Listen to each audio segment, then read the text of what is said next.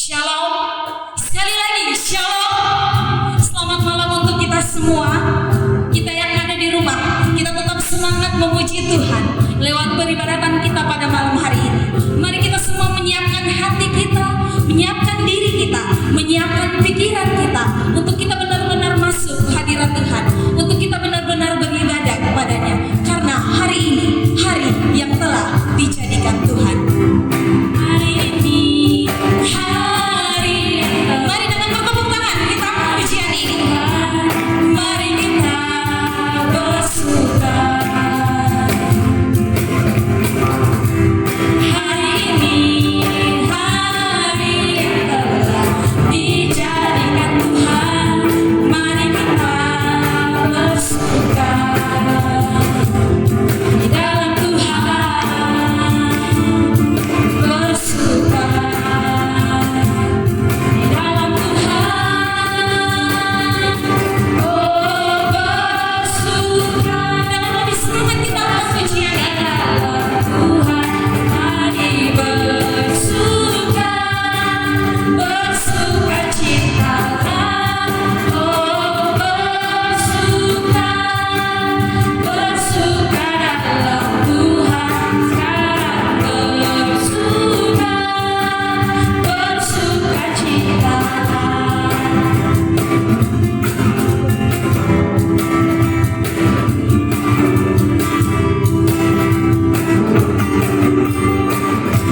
Hari ini hari yang telah dijadikan Tuhan.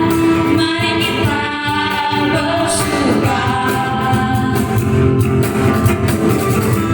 Hari ini hari yang telah dijadikan Tuhan. Mari kita bersuka di dalam Tuhan. Bersuka di dalam Tuhan. Mari kita sama-sama angkat pujian. Bersuka, bersuka dalam Tuhan. Bersuka, bersuka citalah. Oh, bersuka, bersuka dalam Tuhan. Sekarang bersuka, bersuka citalah. Mari teman-teman, sebelum kita masuk dalam peribadatan kita pada malam hari ini, kita menyiapkan hati kita. Kita berdoa. Tuhan Yesus yang baik, terima kasih banyak untuk malam hari ini. Terima kasih banyak untuk nafas kehidupan yang sampai saat ini Tuhan Yesus masih berikan bagi kami. Terima kasih banyak untuk setiap kesempatan yang masih Tuhan Yesus berikan, sehingga pada malam hari ini kami masih bisa bersama-sama mengangkat segala puji dan hormat, kemuliaan hanya untuk Engkau. Berkati peribadatan kami pada malam hari ini. Biarlah semua yang terjadi seturut dengan kehendak Tuhan.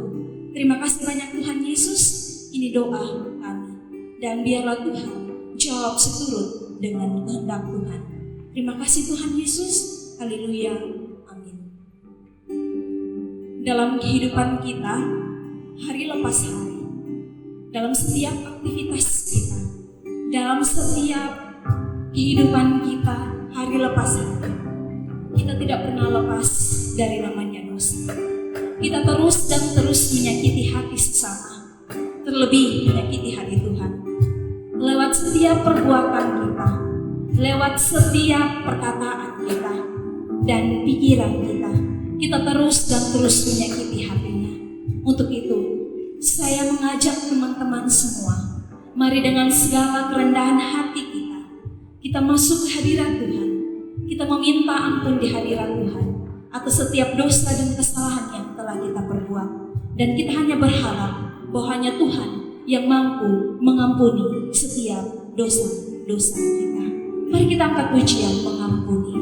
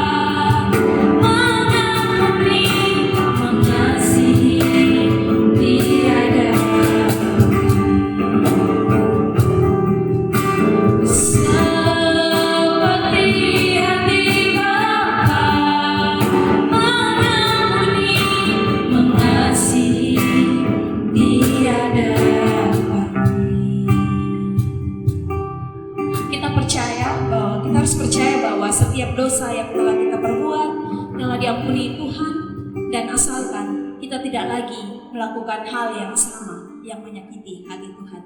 Tiba saatnya kita akan mendengarkan kebenaran firman Tuhan. Tapi sebelum kita mendengarkan kebenaran firman Tuhan, mari kita benar-benar siapkan diri kita. Kita siapkan hati dan pikiran kita agar kita benar-benar dibentuk seperti bejana yang siap dibentuk.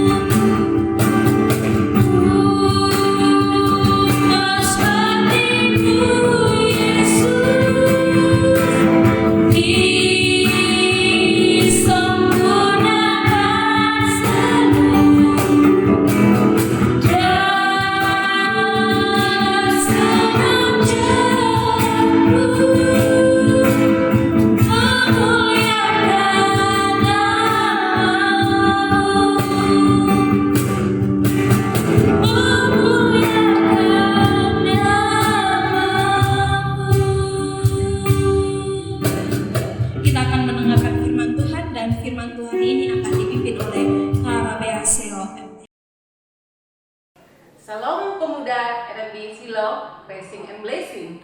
Bersyukur karena kebaikan dan kasih setia Tuhan. Di tengah-tengah masa pandemi seperti ini, kita masih diberikan kesempatan untuk belajar akan kebenaran firman Tuhan. Malam hari ini akan disampaikan kebenaran firman Tuhan. Saya, Rabea Mary Susana Seo, yang saat ini juga melayani sebagai penatua pengajar di Jemaat Bethlehem Oesapa Barat, sebagai ketua UPP Sekolah Minggu. Saya akan membagikan kebenaran firman Tuhan buat kita sekalian. Mari sebelum kita belajar akan firman Tuhan, bersama-sama kita berdoa. Bapa, di dalam nama Tuhan Yesus, terima kasih karena kebaikan kasih setiamu kami terus rasakan dalam kehidupan kami, dan malam hari ini kami boleh bersama-sama belajar akan firman-Mu. Kami mohon biarlah hikmat dan pengertian daripada Tuhan diberikan bagi kami, dan kami memiliki hati yang mau mengikuti, mendengarkan firman Tuhan. Tolong kami di dalam hidup dan kehidupan kami melakukan firman-Mu. Tuhan Engkau memberkati dan Engkau menyertai setiap kami. Di dalam nama Tuhan kami Yesus Kristus, kami sudah berdoa. Amin.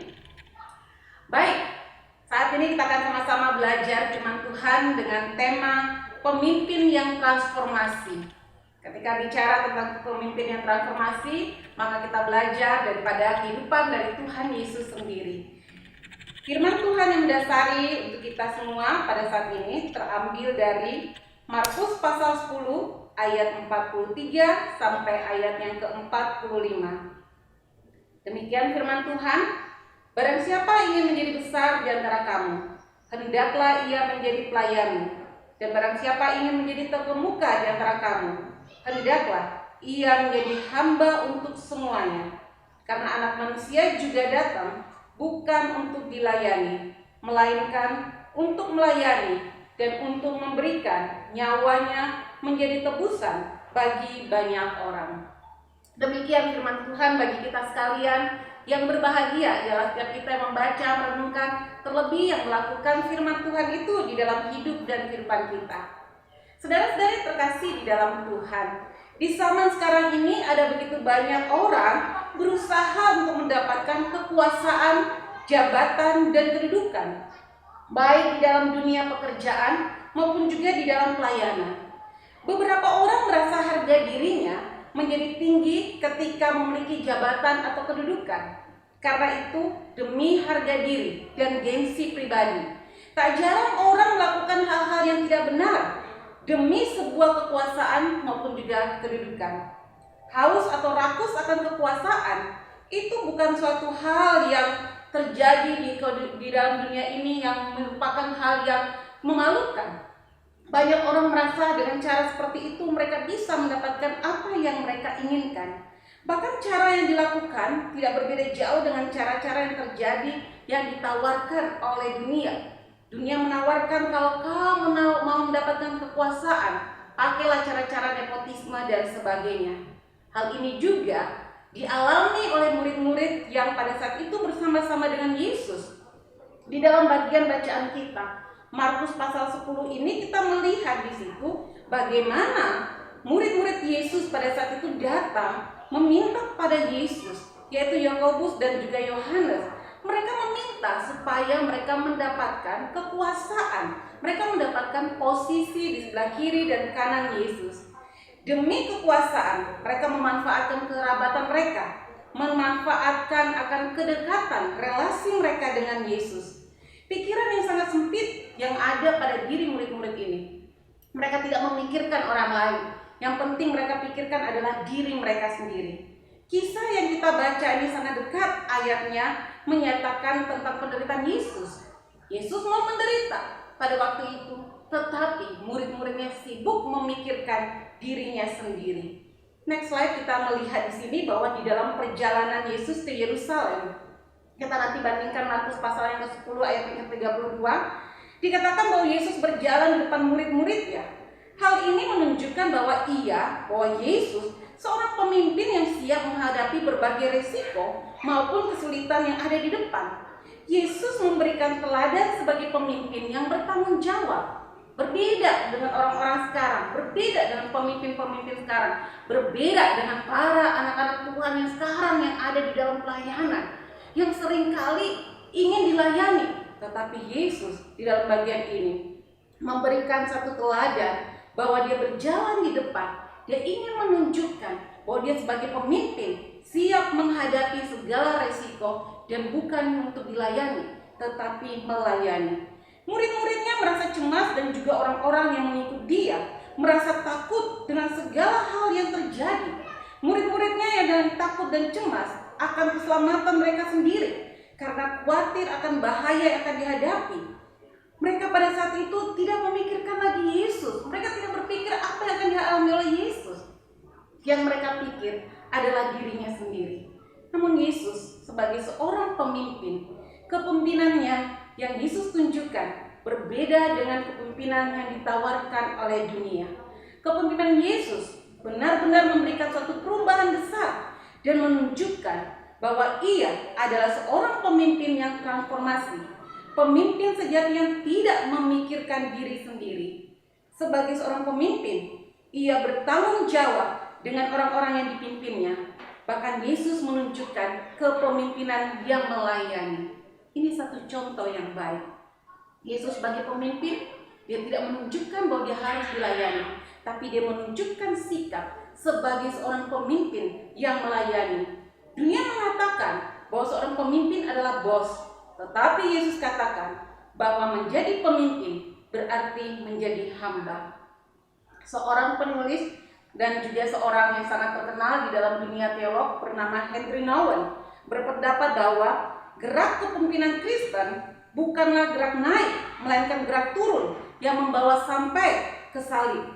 Kepemimpinan tidaklah mengandalkan kekuasaan dan kekuatan, tetapi kepemimpinan yang tanpa daya dan rendah hati. Jadi sangat berbeda. Kalau kita sebagai pengurus tapi kita justru minta dilayani, di mana teladan Yesus yang kita agung-agungkan itu?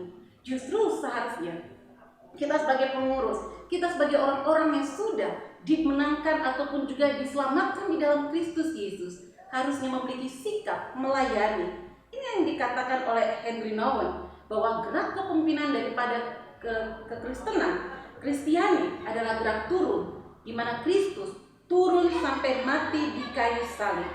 Jadi kembali kalau kita perhatikan di dalam bagian bacaan kita, ketika di dalam perjalanan ke Yerusalem, selain rasa takut dan cemas yang dihadapi para murid dan orang banyak pada saat itu, rupanya ada yang mengambil kesempatan untuk kepentingan pribadi, yaitu Yakobus dan Yohanes.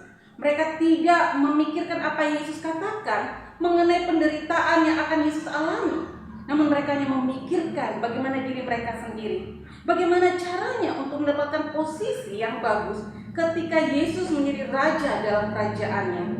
Yakobus dan Yohanes sangat berambisi untuk mendapatkan kekuasaan dan posisi yang terbaik. Kepemimpinan yang ditawarkan Yesus adalah kepemimpinan yang bergerak turun, yang membawanya sampai ke salib. Kalau demikian, seharusnya kita sebagai badan pengurus, kita juga menunjukkan sikap yang sama seperti Kristus. Karena kita percaya bahwa kita meneladani Kristus, maka kepemimpinan kita harusnya kepemimpinan yang melayani, bukan kepemimpinan sebagai seorang bos.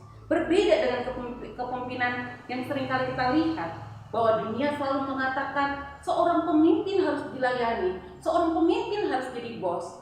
Tetapi Yesus mengatakan, sebagai seorang pemimpin harusnya tunduk, turun, dan melayani.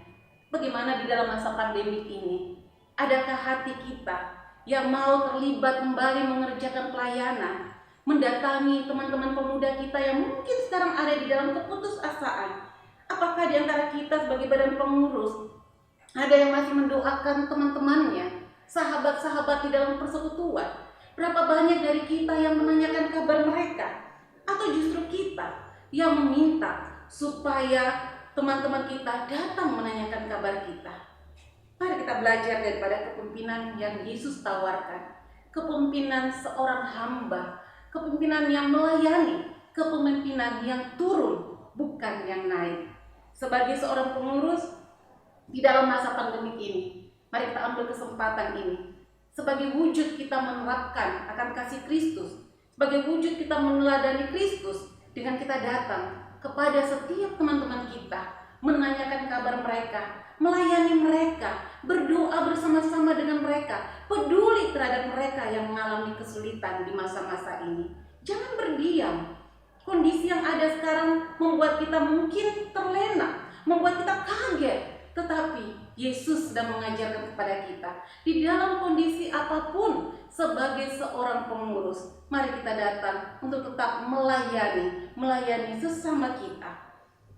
Saudara-saudari yang terkasih di dalam Tuhan, seorang yang sangat terkenal juga bernama Andre Cordes, dia mengatakan, tidak seorang pun bisa menjadi pemimpin yang hebat bila ia melakukan semuanya sendirian atau memperoleh semua pujian karena melakukannya. Karena itu jangan berambisi dan merasa bisa mengerjakan semua pekerjaan ini sendiri. Jadi Andre Cordes tadi mengatakan bahwa tidak ada seorang pun yang bisa menjadi pemimpin yang hebat bila ia melakukan semuanya sendirian. Jangan merasa bahwa saya mampu mengerjakan semuanya. Tidak, kita tidak mampu. Kita tidak bisa bekerja sendiri. Kita butuh rekan-rekan kita. Kita butuh teman seiman kita. Kita butuh teman-teman pengurus yang lain untuk bisa saling melayani satu dengan yang lainnya. Karena itu, di dalam pelayanan kita, salah satu alasan yang fundamental mengapa kepemimpinan harus berdasarkan tim, bukan pada individu. Salah satu penyebab terjadinya kekeringan spiritual pada pemimpin dan berdampak pada kepemimpinan dan karakternya adalah ketika dia mau mengerjakan semuanya sendiri. Jadi kalau sekarang kita mengalami kekeringan, kita menjadi malas, kita menjadi bosan mengerjakan pelayanan, bisa jadi karena kita sudah mengerjakan semua sendiri demi ambisi pribadi kita. Tetapi kalau kita kembali pada Kristus, maupun pernyataan daripada seorang Andre yang mengatakan bahwa kita tidak bisa mengerjakan sendiri, kita butuh tim di dalam pelayanan kita. Kepemimpinan yang transformasi adalah kepemimpinan yang mampu menggerakkan orang dan menghadirkan perubahan. Yesus mampu melakukan itu. Ia memilih 12 muridnya dan menggerakkan mereka sesuai kemampuan murid-muridnya. Mari kita sebagai badan pengurus juga, kita gerakkan teman-teman kita. Kita ajak mereka untuk saling peduli satu dengan yang lainnya, sehingga kita tidak terlena dan tidak terperosok di dalam kondisi pandemik seperti ini. Di dalam pelayanan kita, mari kita belajar daripada Yesus yang di dalam karakter kepemimpinannya sebagai pemimpin yang transformasi, Yesus menunjukkan karakter yang berbeda. Pertama, Yesus tunjukkan pemimpin yang transformasi adalah pemimpin sebagai pelayan. Jadi pemimpin sebagai pelayan bagi Yesus, kepemimpinan bukanlah soal posisi atau kekuasaan, melainkan sebuah pelayanan.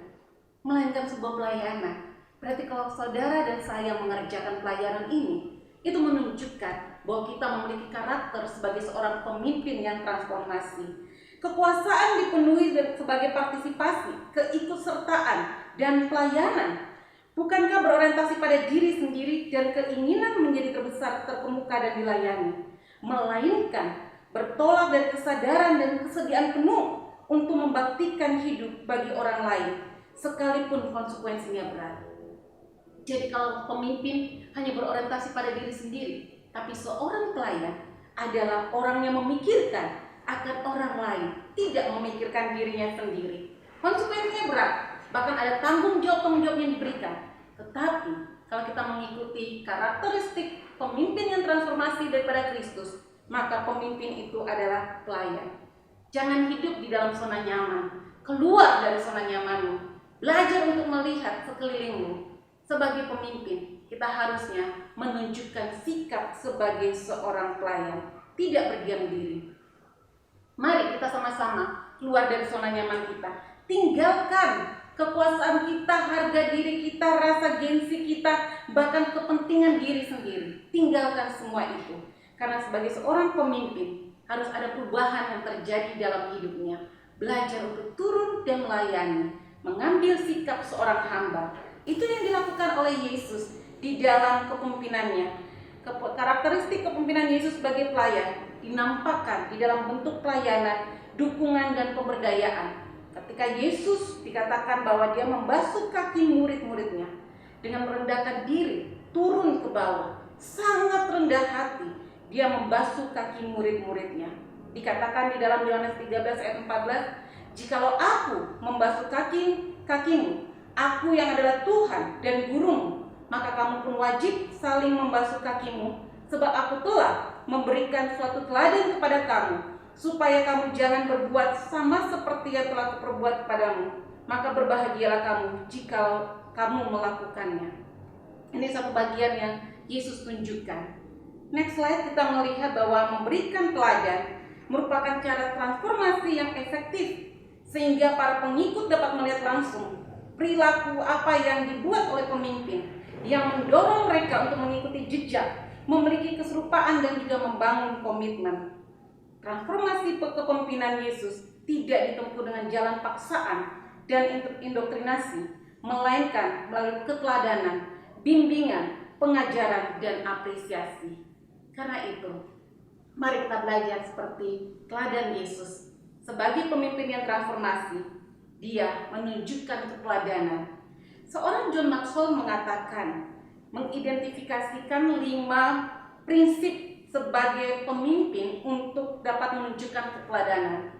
John Maxwell mengatakan pertama begini, mau menjadi teladan, perbaiki diri sebelum memperbaiki orang lain. Jadi kita ngomong teladan, perbaiki kita sendiri dulu, baru kita memperbaiki orang lain.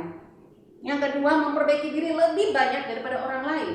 Jangan tuntut orang lain berubah kalau kita sendiri belum banyak berubah. Yang ketiga, mengejar apa yang benar lebih daripada melakukan apa yang benar. Kejar apa yang benar, terus belajar firman Tuhan, lakukan kebenaran firman Tuhan. Yang keempat, melakukan apa yang dapat dilihat, bukan hanya dengan kata-kata. Seringkali kita lebih pandai untuk berkata-kata daripada melakukan. Nah, mari sebagai seorang pemimpin, kalau kita ini ada pemimpin yang transformasi, pemimpin yang bisa menunjukkan karakteristik, yaitu memberikan teladan sebagai seorang pelayan. Yang kelima, John Maxwell mengatakan, belajar dari teladan orang lain.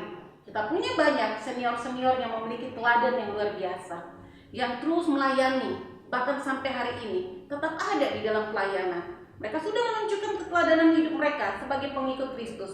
Maka kita sebagai pengurus, sebagai pemuda-pemudi yang ada saat ini yang mengerjakan pelayanan ini, harusnya juga belajar dari teladan mereka dan terus menunjukkan keteladanan hidup. Yang kedua, karakteristik sebagai pemimpin yang transformasi. Pertama tadi dikatakan pemimpin sebagai pelayan, yang kedua pemimpin sebagai gembala.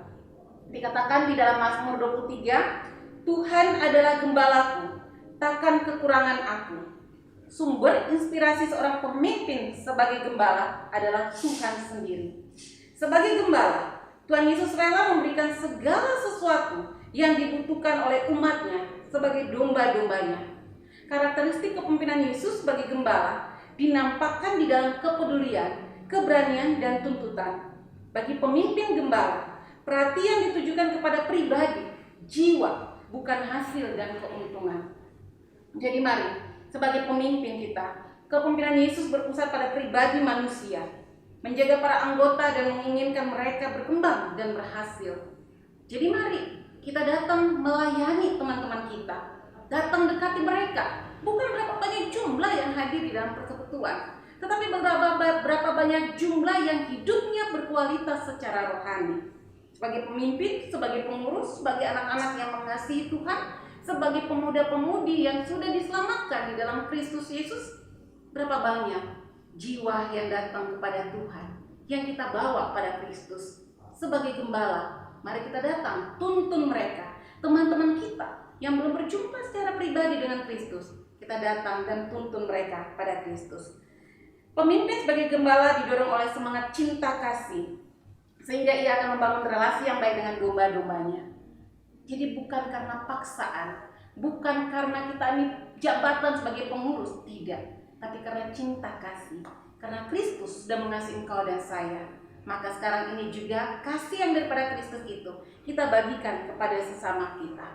Dikatakan Yohanes 10, ia mengenal domba-dombanya dan domba-dombanya mengenal gembalanya. Ia hadir dan siap sedia, memimpin dari depan, berani melindungi domba-domba dari bahaya, menuntun dan membimbing para domba pada kehidupan, peduli pada domba yang bermasalah, memiliki kesetiaan dan kerelaan mengorbankan diri bagi kepentingan domba-dombanya. Berapa banyak di antara kita yang sudah mengorbankan diri kita, mengorbankan waktu kita, mengorbankan lutut kita untuk sesama kita, untuk teman-teman pemuda kita yang lain. Di dalam masa pandemik ini, banyak teman-teman pemuda yang lain mungkin ada di dalam masa-masa kekecewaan, mungkin ada di dalam masa putus asa, mungkin mereka juga ada di dalam masa kebingungan. Berapa banyak dari kita yang mengorbankan waktu kita untuk mendengarkan jeritan hati mereka. Berapa banyak dari kita yang mengorbankan lutut kita untuk mendoakan mereka. Berapa banyak dari kita yang mengorbankan telinga kita untuk mendengarkan curhatan hati mereka. Mungkin kita tidak dituntut uang, tetapi kita dituntut waktu kita, telinga kita, lutut kita untuk berdoa bagi mereka. Pemimpin yang melayani adalah pemimpin yang memperhatikan akan domba-dombanya. Pemimpin sebagai gembala, pemimpin yang rela berkorban. Kepemimpinan yang transformatif juga didorong oleh cinta kasih yang memiliki visi untuk melihat bakat, potensi, dan harkat setiap pribadi. Memiliki keberanian, semangat, dan komitmen untuk mencapai visi. Berapa banyak di antara kita yang memberdayakan teman-teman kita. Ada begitu banyak teman-teman kita yang punya potensi, tetapi di dalam masa pandemi COVID-19 ini, semua seakan-akan tidak bisa berbuat apa-apa. Padahal kita punya begitu banyak potensi yang ada. Sebagai pengurus, apakah kita melihat potensi daripada rekan-rekan kita? Kita melihat bakat dan talenta mereka? Kita mengajak mereka untuk mengembangkan sebagai pemimpin yang transformasi, pemimpin yang bertanggung jawab, pemimpin sebagai gembala. Harusnya kita menuntun mereka. Yang ketiga, karakteristik sebagai seorang pemimpin yang transformasi dikatakan pemimpin sebagai pengurus. Lukas 12 ayat 42 sampai 43 dikatakan, Tuhan Yesus berkata, "Jadi siapakah pengurus rumah yang setia dan bijak yang akan diangkat oleh tuannya menjadi kepala atas semua hambanya untuk memberikan makanan kepada mereka pada waktunya? Berbahagialah hamba yang didapati tuannya melakukan tugasnya itu ketika tuannya itu datang." Nah, di sini kita lihat bahwa sebagai pemimpin kita juga harus menjalankan peran kita sebagai seorang pengurus yang melayani, yang mengatur, yang bisa menata semuanya dengan baik. Di dalam bagian ini kita diminta untuk bisa menata layani setiap pelayanan kita. Biasanya kita bertemu setiap minggu di dalam persekutuan pemuda. Ada teman yang kita sudah siapkan jadi pemimpin pujian. Ada rekan yang kita siapkan untuk menjadi pendoa syafaat dan sebagainya. Tapi kali ini kita harus beribadah masing-masing di rumah dan hanya bisa menonton lewat channel YouTube ataupun juga Facebook dan sebagainya. Kita hanya cuma bisa mendengarkan firman Tuhan melalui media sosial. Tapi bukan berarti kita tidak mengurus pelayanan ini. Sebagai pengurus, sebagai pemimpin, kita harus tetap mengelola pelayanan ini dengan baik. Bagaimana caranya? Tuhan memberi hikmat bagi kita dengan menggunakan berbagai media sosial yang ada. Kita diminta untuk bisa mengelola pelayanan ini sehingga pelayanan ini semakin hari semakin baik. Karena itu, saya yakin bahwa kita sekalian, orang-orang yang mengasihi Tuhan, yang terlibat di dalam pelayanan ini, kita adalah pemimpin-pemimpin yang transformasi, pemimpin-pemimpin yang bertanggung jawab, yang memiliki kemampuan yang luar biasa. Ada 4 kemampuan utama sebagai pemimpin yang transformatif. Kita lihat yang pertama dikatakan pemimpin yang transformatif masih memiliki kemampuan enable, yaitu dengan cara menanamkan visi dan misi serta menemukan makna dari tujuan yang dilakukan. Seorang pemimpin harus mampu mentransformasikan nilai, visi, dan misi tujuan menjadi milik bersama. Sampaikan kepada teman-teman bahwa sekalipun dalam masa seperti ini, kita masih bisa tetap melayani bersama. Bagikan visi itu pada setiap mereka, sehingga mereka terlibat di dalam pelayanan. Yang kedua, kemampuan yang kedua, kita lihat enable, yaitu dengan mendorong para pengikut untuk mampu berdaya guna dan efektif. Proses memampukan diupayakan dengan cara melengkapi orang atau anggota dengan pengetahuan, kecakapan, dan kemampuan untuk melakukan inovasi. Jadi jangan berdiam diri. Kalian anak-anak generasi milenial dan juga generasi Z, generasi yang penuh dengan begitu banyak kreativitas. Lakukan yang terbaik. Masa pandemi tidak menghalangi kita untuk terus mengupayakan sesuatu yang terbaik, untuk terus berkreasi, berkreativitas, untuk berinovasi, melakukan yang terbaik supaya Injil Tuhan terus disebarkan. Yang ketiga, empower, memberdayakan, yaitu dengan cara membangkitkan semangat, membangun kepercayaan, dan menghasilkan tindakan. Ajak semua teman-teman supaya kembali mengerjakan pelayanan ini. Jangan berdiam diri. Ada begitu banyak teman-teman di luar sana yang tidak punya kesempatan seperti kalian. Justru kalian punya kesempatan ini. Buat rekaman-rekaman khotbah, buat catatan-catatan atau quotes yang berharga, yang membangkitkan semangat. Kirimkan melalui media sosial, lewat surat, lewat apa saja, supaya Injil Tuhan terus diberitakan. Empower, memberdayakan, ada satu kekuatan yang bisa diberikan. Yang terakhir kita lihat di sini dikatakan 4 kemampuan utama sebagai pemimpin yang transformatif adalah encourage, mendorong, yaitu dengan terus memotivasi para murid untuk membuahkan hasil dan memberi pengaruh yang berdampak pada perubahan dan pemberdayaan yang berkesinambungan. Sebagai pengurus, jangan tinggal diam. Sebagai anak-anaknya sudah mengenal Kristus secara pribadi, jangan kau tinggal diam. Jangan biarkan Injil untuk kau pegang sendiri. Dorong rekan-rekan yang lain, ajak setiap mereka untuk datang kepada Tuhan. Bagikan kebenaran firman Tuhan yang engkau dapat di dalam hidupmu, entah lewat salat teduhmu, lewat refleksi pribadi, lewat doa-doamu, lewat pengalaman hidupmu sehari-hari. Bagikan itu kepada banyak orang di sekeliling Anda. Ingat, masih banyak teman-teman di luar sana, masih banyak teman-teman pemuda yang lain yang tidak memiliki kesempatan seperti kalian saat ini. Karena itu, gunakan kemampuan yang ada sebagai pemimpin yang transformasi, pemimpin yang memiliki kemampuan untuk bisa memberdayakan, untuk bisa mendorong, untuk bisa menguatkan satu dengan yang lainnya. Kita bisa saling berbagi. Pemimpin yang transformasi adalah pemimpin yang melayani, pemimpin sebagai pelayan, pemimpin sebagai gembala, dan juga pemimpin sebagai pengurus. Kerjakan semua itu dengan semangat, jangan mengurung diri, jangan berdiam diri, teruslah berkreativitas, karena Tuhan memberikan engkau potensi yang luar biasa. Kiranya Tuhan memberkati kita sekalian, dan firman Tuhan ini menolong kita di dalam masa-masa pandemi ini untuk mengerjakan pelayanan ini dengan lebih baik lagi. Tuhan Yesus memberkati dan menolong kita. Mari kita satu dalam doa. Bapa, kami sungguh bersyukur untuk firman-Mu yang meneguhkan kami. Kami sadar bahwa kami dipilih oleh Tuhan menjadi pengurus maupun juga sebagai anak-anak yang mencintai Tuhan.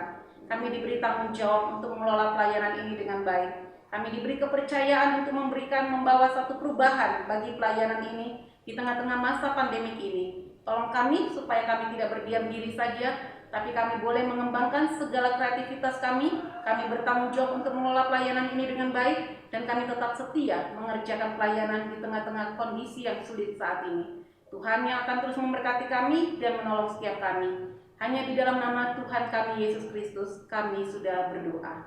Amin.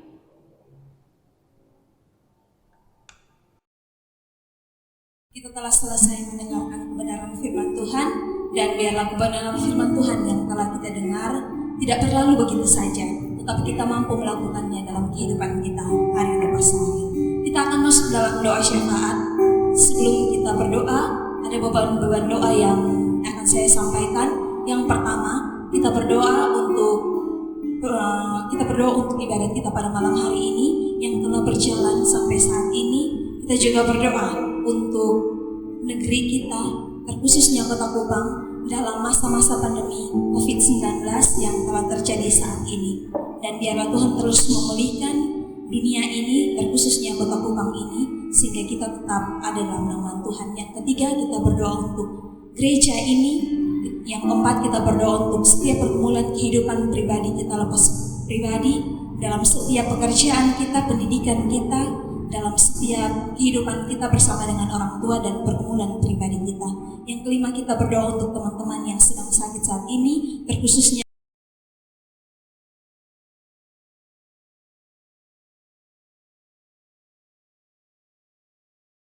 kita juga berdoa untuk teman-teman yang mengalami sukacita pada saat ini, yang berulang tahun. Biarlah Tuhan terus menaungi mereka. Sebelum kita mengangkat doa ini, kita angkat pujian Waktu Tuhan Pasti Yang Terbaik.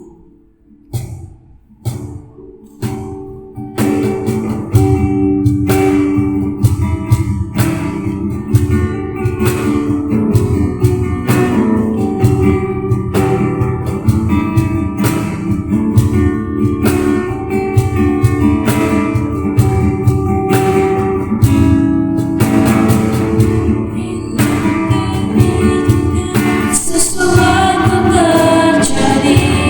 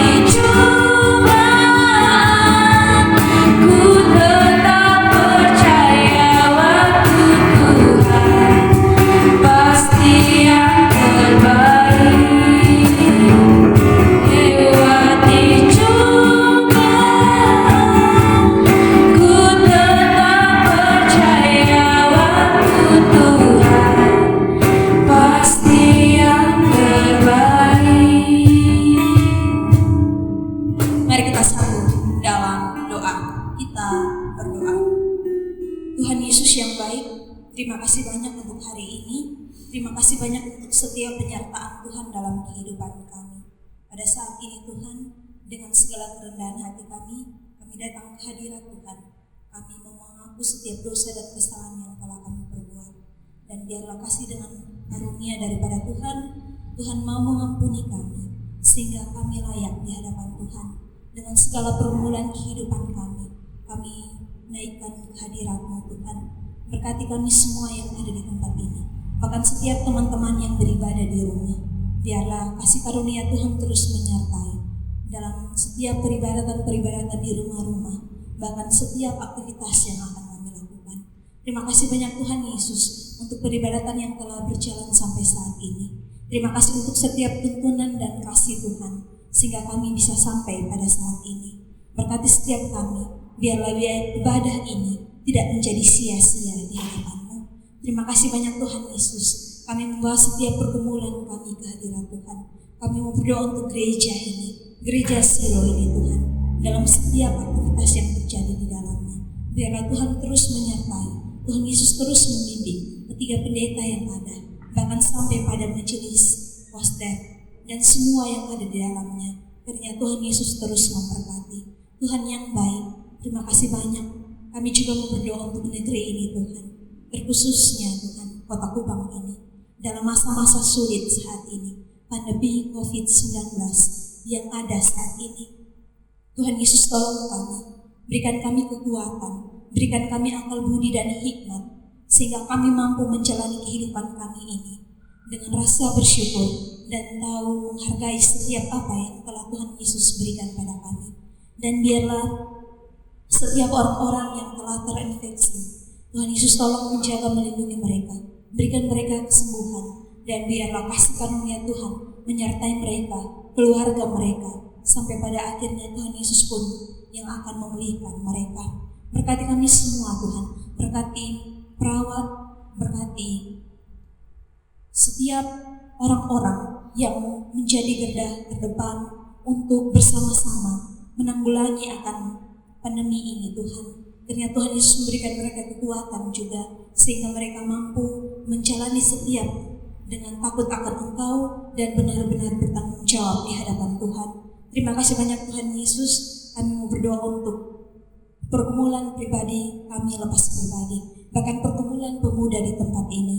Kami yang berulang tahun hari ini, terima kasih banyak Tuhan Yesus untuk penambahan umur yang Tuhan Yesus berikan. Bahkan teman-teman juga yang ada yang sakit Tuhan, Tuhan Yesus berkati mereka, Tuhan Yesus berapi mereka, Tuhan Yesus berikan kesembuhan bagi mereka, sehingga mereka mampu mendapatkan kesembuhan yang total daripada Engkau Tuhan. Terima kasih banyak Tuhan dalam setiap pergumulan pemuda di tempat ini, dalam pendidikan mereka, dalam pekerjaan, dalam setiap aktivitas kehidupan. Biarlah apapun yang dijalankan seturut dengan kehendak Tuhan dan tidak melenceng dari apa yang Engkau kehendaki. Terima kasih banyak Tuhan Yesus memberkati orang tua kami dimanapun mereka berada, dalam setiap pekerjaan dan aktivitas mereka. Biarlah mereka boleh menjadi panutan bagi kehidupan kami. Mereka dalam masa tua mereka terus ada dalam naungan kasih Tuhan. Tuhan Yesus yang baik, terima kasih banyak. Ini doa dan permohonan kami, karena Tuhan mau menjawab seturut dengan kehendak Tuhan. Tuhan Yesus yang baik, sebentar lagi juga kami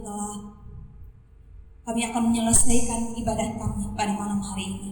Tetap kami meminta dan kami memohon penyertaan daripada Tuhan, sehingga kami terus ada dalam naungan dan kasih Tuhan. Inilah doa dan permohonan kami, biarlah Tuhan jawab seturut dengan kehendak Tuhan. Terima kasih banyak Tuhan Yesus. Haleluya. Amin. Kita akan mengakhiri ibadat kita pada malam hari ini dengan segala sukacita. Dengan segala sukacita kita mengakhiri ibadat kita pada malam hari ini dengan kita angkat pujian kasihnya seperti sungai dalam bahasa Sabu.